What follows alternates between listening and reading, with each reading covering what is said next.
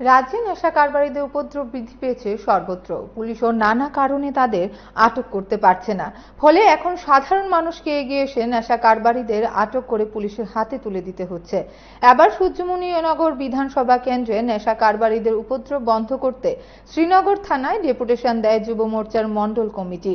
প্রতিনিধি দলে ছিলেন সূর্যমণিনগর মণ্ডলের যুব মোর্চার সভাপতি সায়ন দাস। তারা পুলিশের সাথে কথা বলে দ্রুত এই সমস্যা সমাধানের আর্জি জানান। একই সাথে নেশামুক্ত ত্রিপুরা গড়তে সকলের সহযোগিতা চেয়েছেন নেতৃত্ব।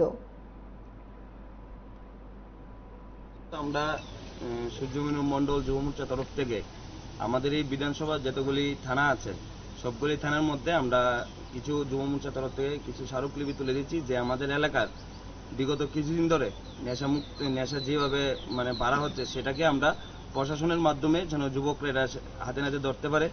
এরপর আমরা এই প্রশাসনের তরফ থেকে যেন সমস্ত কিছু পদক্ষেপ নেওয়া হয়। আমরা সূর্যমণি বিধানসভা চাই একমাত্র যে শ্রেষ্ঠ সূর্যমণি গঠন করার। সেই শ্রেষ্ঠ সূর্যমণিনগর গঠন করার মধ্যে তো আমাদের নেশামুক্ত গঠন করতে হবে সূর্যমণিনগরে।